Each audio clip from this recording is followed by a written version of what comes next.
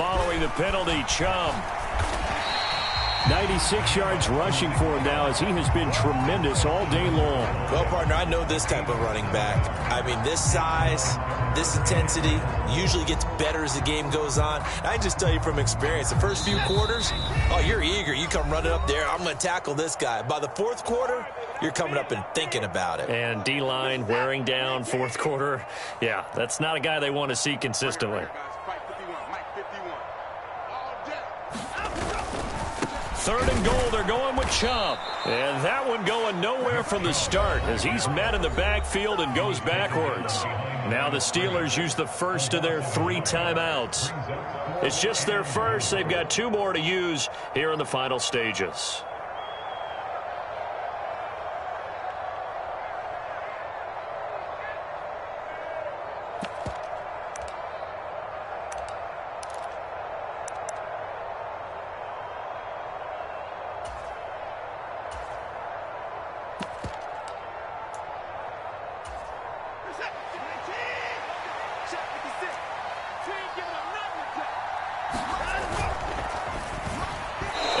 Incomplete. They cannot convert, and they turn it over. They try to throw on 4th and goal from the 2, and the Steeler D will celebrate the goal line stand. They'll start on the ground with Harris.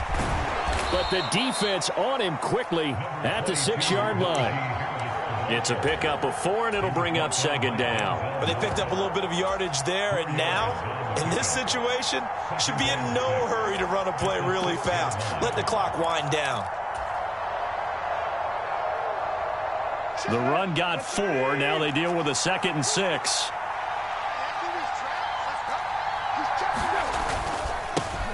They'll try and run this one right up the gut. And they'll bring him down right around the 13. 7 yards there and a 1st down. Partner, they're clearly saving those timeouts, but they still have to work with some urgency to put themselves in the right position.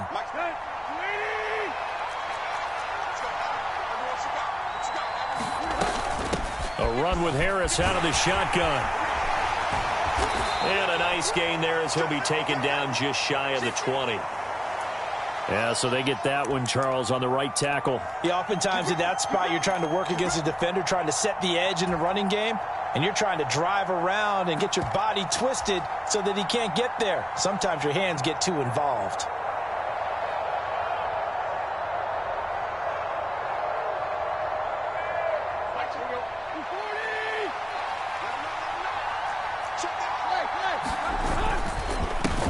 And they'll keep leaning on the running game. Back to the ground. And he'll be a couple yards shy of the 20 at the 18.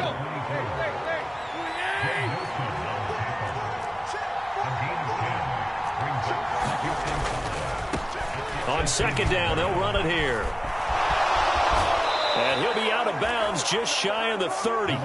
12 yards that time, and a Pittsburgh first. Those are the types of runs they told us they want to see more of. Look, they'd love the 60 to 70-yard runs, but those 10 to 20-yarders, they can help you win a ball game. And that means everyone's invested because you know the big guys up front. That's what they do. They try and move people. But when you get your perimeter guys involved downfield, that means that they care about the running game, and they know it helps their team.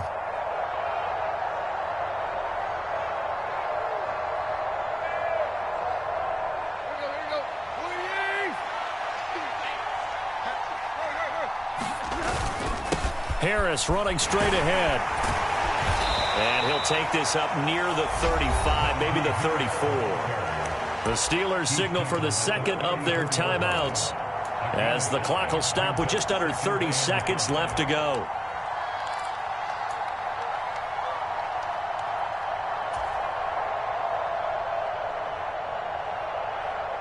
After the pickup of 5, here's 2nd and 5. In motion right here comes Johnson.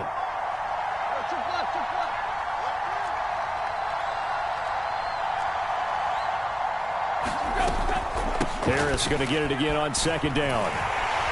Oh, what a nice tackle there. That will hardly move the needle at all offensively. A very short gain.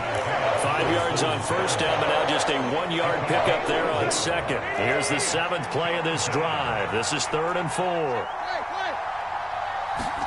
Here's Tannehill. He'll buy some time right. Now he's going to throw it deep to the other side of the field. And this is going to be intercepted. Picked off by John Johnson. And he will be taken down, and that means we are headed to overtime. 4 quarters not enough. We're all even, and to overtime we go. It's a little teaching moment here. Overtime rules. Remind us how this goes, partner. Okay, so in the past, we had sudden death. First team to score wins, but no longer. Now, if the team receives the ball, scores a touchdown, they win the game. If they kick a field goal, though, or don't score, the other team gets a possession. And after both teams get a possession, then we're into sudden death. First team to score wins the game.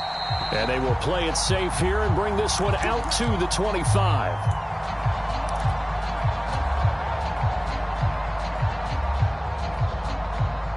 The Steeler offense here about ready for their next drive. And everyone knows the OT rules, Charles, but pretty simple formula. They go down and get a field goal, we continue play, but if they can find the end zone on this possession, ball game over. And as meticulously as all teams plan for a game, I don't doubt for a second on that offense coordinator's play sheet, he's got some overtime plays that he wants to run. I know it sounds crazy, but they plan for everything. 1st and 10 all the way throughout the game, 2nd and 7, whatever. Right now, he's looking at that play sheet saying, if we get to overtime, what can we break out that they haven't seen? On 2nd down, they'll run it here. And he'll be brought down shy of the 40 at the 38-yard line. 40 yards rushing for him now, and he's carried the ball just 5 times. So here's a 1st and 10 at the 38. They hand this off to Harris, and he'll power his way forward for about 4 yards there on the 1st down carry. And that was a quality play to start a new set of downs. That was simply an offensive line winning the battle up front and winning in a big way and giving their guy in the backfield a nice lane to hit. 2nd down at 6 now from the 42.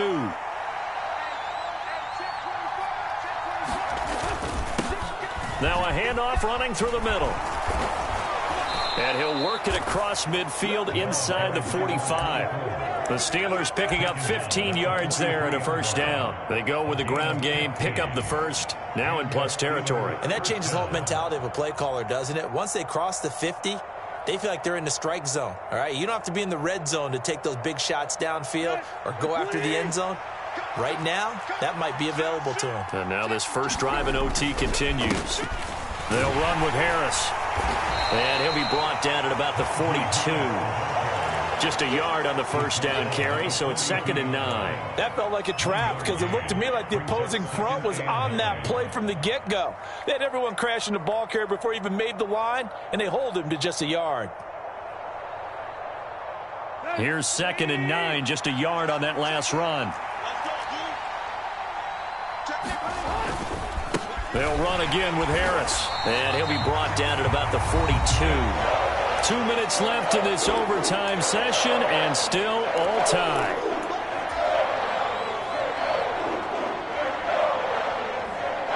Third and 8 situation, a tough spot here in overtime on the opening drive.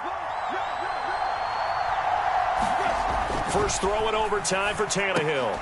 That ball caught by the former Toledo Rocket, Deontay Johnson. 1-yard gains are trending the same result on 1st, 2nd, and 3rd down. Now a timeout called for by the defense. They'll be left with just 1 remaining here at OT. Well, I know you're toward the middle of the field here, but still, 4th down this distance, you got to punt it right. That's definitely the first instinct because you say, okay, let's just play some field position, make sure we don't lose the game here, turn it over in a key spot. But if you feel really good about your trigger guy, if you feel great about him, you might want to leave the ball in his hands and let him work his magic. And now that changes things in a big way because you're forced to try a long field goal to hopefully get something out of that opening drive in overtime, and it's unsuccessful. And now on the other sideline, maybe you just need a couple of 1st downs, get your own kicker set up with a chance to win this game. They start on the ground with Nick Chubb, and he'll get this one across midfield and down into Steeler territory. Give him 5 on the carry there, and it'll be 2nd down. Brandon, 5 yards on that run. Let's get back to the huddle and make sure if you're back, you spend time with your offensive line and give them credit.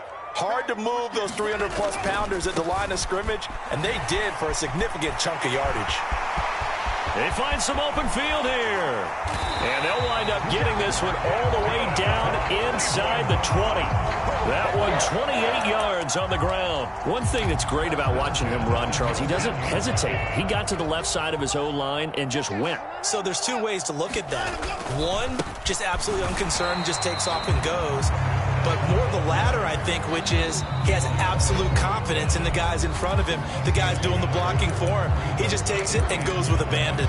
And I know you, with every carry, especially in overtime, you're just saying, if you're that ball carrier, hold on to the football. Hold on to it, protect it, but not necessarily settling, because you're trying to get to the end zone. You're trying to end the game right here. And I know the defensive guys poking, clawing, raking, trying to knock the ball free and protect their end zone. Yeah, like you alluded to, especially this part of the field. It's a 4-yard pickup there, and it leaves him with 3rd and 5. Now the timeout comes here in the waning seconds of this overtime, as we could be set up at long last for a potential game winner.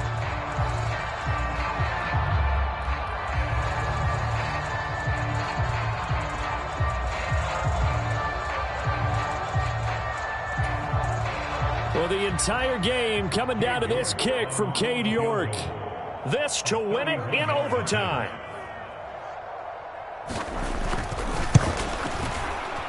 And he got it. The kick is good in overtime. He's able to split the uprights. And it's pandemonium in the dog pound as the Browns are going to win the football game.